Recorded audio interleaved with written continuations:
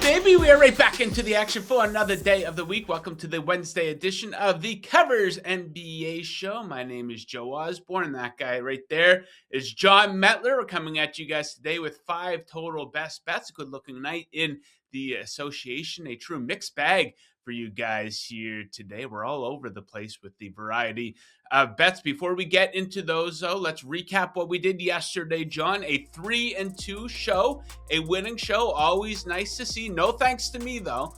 I go 0-1. I had the Cavaliers covering as a 10-point favorite against the Milwaukee Bucks. Frustrating loss here, John. They end up getting 2.5 points of closing line value. They close as a 12.5-point favorite because Giannis goes out. Quite simply, they could not pull away. They win outright. They do not cover the number. Nice night for you here, John. 2-1 for you. And the Covers 5-star gets back on track. Cam Johnson easily goes over his point total. Any big takeaways from your performance last night? Yeah, we got the 2 wins, the Magic, Tyler Hero. De'Aaron Fox, what happened with De'Aaron Fox is what you're concerned about. You're concerned about it's a massive blowout. The minutes get decreased. He only plays 21 minutes. He had 15 points, though, so you're definitely pacing on, like, points per minute. You're pacing to go over for sure. I mean, that was always the risk with that bet. You knew he could break him down and score. Shout out to I'll give the 5-star projection a shout out because Cam Johnson, he gets there. I think he had 18 points in very limited minutes as well. And like we were saying, he's someone who looks more confident shooting the ball. So keep an eye on his number because that 10.5, it was 10.5 yesterday. Those numbers are too low for him. You might get multiple games in a row here where you might be able to take Cam Johnson. No sweat, winner there. Okay, let's get right into the action for tonight. Let's start things off with my trend of the day. And this one, we're going down to Dallas, Texas, where we will be fading the Mavericks in the first quarter by taking the Hawks -2.5. Why do I like this? Dallas is 1-9 against the spread in their last 10 first quarters at home. Well, Dallas leads the NBA in first quarter net rating and point differential over their last 10 games. Point differential of +6.1 for Atlanta in this span, where they're averaging a league high 33.6 first quarter points. Dallas 29th in both first quarter net rating and point differential in the span. They've been one of the worst first quarter bets in the NBA all season. So let's fade them in this spot. Once again, okay, John, we call you the ass man around here because your bread and butter is betting these assist props. You get a couple for us here tonight. Let's start with Emmanuel quickly going over 6.5 assists +125 against the Chicago Bulls. Why do you like this one? Yeah, I'll start by saying make sure you shop for this one because this is an alt line. He's mostly trading 5.5, like -150, -160. So if you go into your sportsbook, make sure you look at the alt line there and get the 7+. 7+ just is higher EV at the plus money because the projection's well over 7 here for Emmanuel quickly. You look at the matchup, the Chicago Bulls, they just don't have anyone who can meet quickly at the point of attack, slow him down. When you're a lead guard, you can get to anywhere you want to on the court. That opens up potential assists. You pass it to any one of your teammates, they should be able to convert them. And then you just look at more specifically like his pick and roll matchup. Jalen Smith is the center. He plays a drop coverage. He kind of gets lost in space and coverage there. Emmanuel quickly is really good with the snake dribble. He gets in the lane. He can take floaters. He can take mid-ranges. So Jalen Smith has to come up, and I just think that opens up potential assists to whoever the screeners is. Jakob Poeltl, I think he's just going to be able to convert potential assists there. I feel like there's so many different paths for quickly here. The plus money on the 6.5, I think it's just the wrong number. So I'm going to play quickly there for the over. Okay, next up, we have, I don't like when the NBA does this, when they have the teams play back-to-back. It's an immediate rematch we have tonight between the Rockets and the Lakers. Of course, the Lakers won the most recent matchup when the teams played on Monday. A really bad second half for the Rockets in that game. They really need to answer back. They're favored, I believe, by 2.5 points. But you have an assist prop for this game. Reed Shepherd, you have him going over 3.5 assists. Once again, plus money, +118. Yeah, I think this plays directly into that matchup we just saw on Monday. We were talking about yesterday with the Rockets where the Lakers were blitzing Kevin Durant like crazy, and it stalled their offense out. And I was talking about how he was passing it to guys like Dorian Finney-Smith, Tari Eason, and they couldn't really do anything with the ball once they got it because that's not really their role either. So I think the adjustment is Reed Shepherd becomes the release valve for Kevin Durant in the spot, or he just brings up the ball. If he brings up the ball and then he just works the two-man game with Alperen Şengün, that's going to be potential assist. If he's the release valve every time they blitz Durant, he's getting getting the ball. It's a 4-on-3 going to the rim. He has shooters in the corner. He has Şengün is supposed to play tonight, so you have him. You have Thompson like a dunker spot. I just feel like there's multiple different paths here for Shepherd with the adjustments they should make. And even if they don't make those adjustments, in that Monday game, he had 10 potential assists, only 3 dimes, but 10 potential assists. So that's a huge number when you're talking about 3.5 plus money prop here. I think that number actually climbs tonight because of however they're going to change tactically in the rematch here. Obviously, Durant's going to get blitzed again, so they got to move him off the ball. I think Shepherd is the one who kind of gets more potential assists out of that. Okay, back to me for 2. Let's take the Celtics to cover the first half spread, minus 6.5 points at home against the Golden State Warriors. So check out this pattern of the Celtics absolutely blowing the Warriors out of the water in the first half. 3 of their last 4 meetings between the teams have seen the Celtics post halftime leads of 23, 15, and 44 against the Golden State Warriors. This is a true game of meaning for the Boston Celtics for a couple different reasons. Of course, the Warriors beat them in the NBA Finals a couple years back, and maybe a little bit of bad blood. The storyline, Steve Kerr didn't really play Jason Tatum in the Olympics, so Tatum may be playing with a little bit of a chip on his shoulder, coming out with his foot on the gas. They should be able to smell blood against the Golden State Warriors. They're really beat up. Don't expect them to play down to them. Expect them to try to make an example out of them here. And the Celtics have been at their best in the first half lately, 3rd in first half net rating over the last 10. Golden State at 20th in that span. So expect the Celtics to have a healthy halftime lead against the Warriors here tonight. And let's wrap up the picks for today with the Trailblazers favored by 10.5 against the worst team in the NBA, the Indiana Pacers, who are on a 1-13 against the spread slide.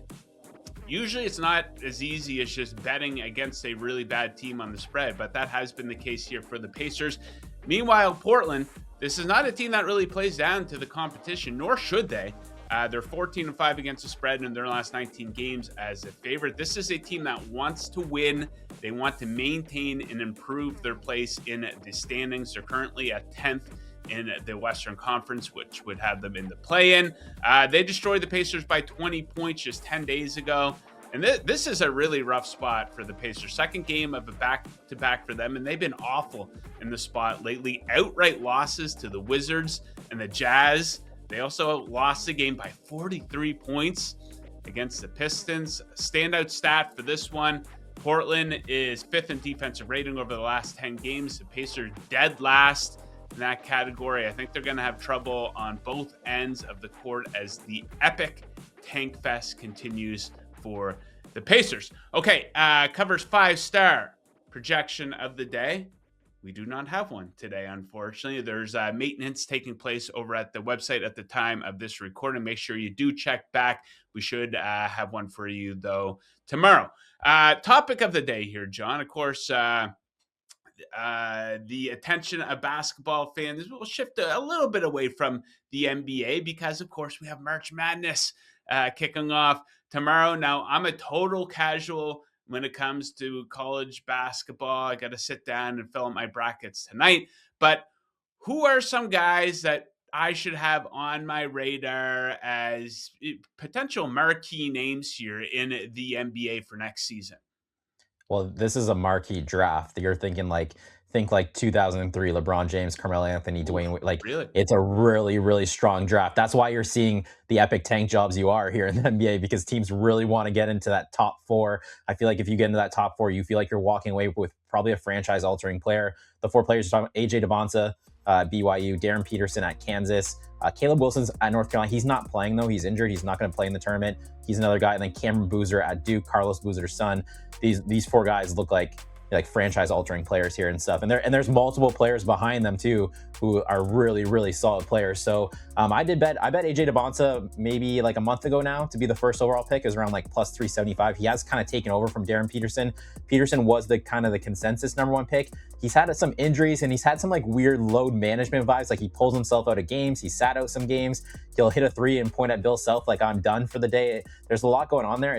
I feel like it's probably just an injury, but I think AJ Devonta automatically kind of jumps to that number 1 spot, because in this draft, you do not want to whiff the number 1 pick. And I think you look at Devonta and you're like, this guy's going to be an elite NBA player. I don't think anyone looks at him as like a potential bust. There's no way. He's going to be on the wing. He can shoot it. He can defend. He attacks the rim. There's just so much there. So I really do think AJ DeBonsa is kind of leaning towards being the first overall pick. I will throw this back to you. I saw an interesting take here yesterday on X. Someone was talking about how to eliminate the tanking because this draft has really amplified the tanking because of the top level talent. They're talking about the issue with tanking is the lottery tried to solve it, but the issue is teams hold their own first round pick. And when you hold your own first round pick, if you lose the games, obviously you get a better spot. So the solution was they're talking about having a draft at the beginning of the season, and whoever has the worst record, like the previous year, has the first overall pick. So you go by worst record, and you get to pick another team's first round pick.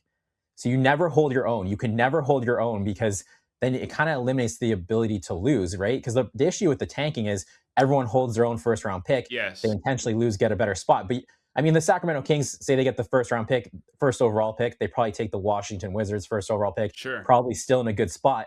But there's no reason to be sitting these guys and like sitting these guys making up injuries, playing 20 minutes a game. You have no control of your first overall pick. What do you think about that? I like it. I think it's too creative for the NBA, though. I think I like the idea how you put the other team in the position.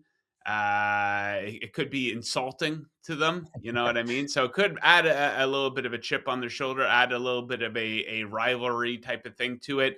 They have to do something, though, because it is getting absolutely out of control. Like the Utah Jazz just shutting down guys for the season. All of a sudden, they're taking off to get surgeries. You're seeing it with the Washington Wizards. I kind of like the idea of if you're the worst team in the NBA, you're not eligible to have the first overall pick. They got to do something because it's like a race to the bottom, right? But if you are the worst team, there should be a punishment for that. What do you think of that idea? Yeah, I think you look at like the soccer model with like relegation, right? Where it's like we bring some G League teams up and you go down to the G League. I mean, the Sacramento Kings would have been the G League a long time ago if we did that.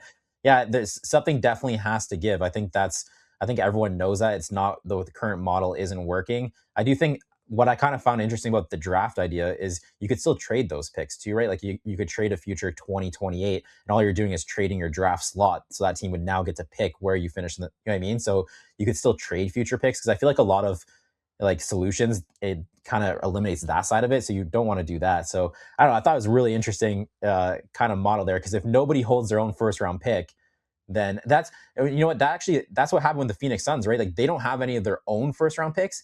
So they never hit the reset button. They went and got Dylan Brooks, Jalen Green. They tried to make winning moves now. And like, look at them. They're going to be a playoff team. So when you don't control your own first round pick, it changes how you look at things.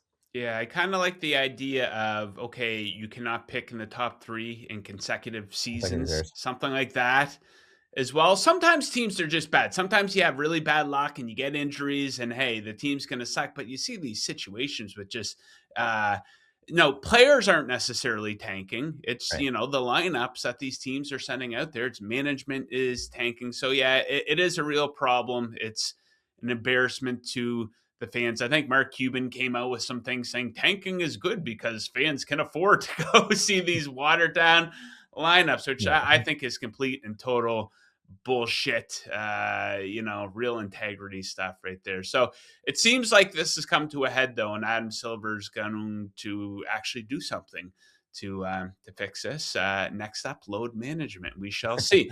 Okay, let's recap the picks for today. 3 for me, a rare day where I have more than John.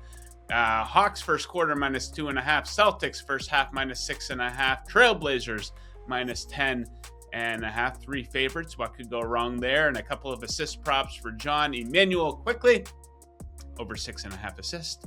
Reed Shepherd over 3.5 assists. Okay, that does it for today. We're going to be right back with you guys again tomorrow. Thank you very much for watching. Enjoy the games tonight. Best of luck with your bets. Make sure you go fill out your brackets. We'll see you guys again tomorrow.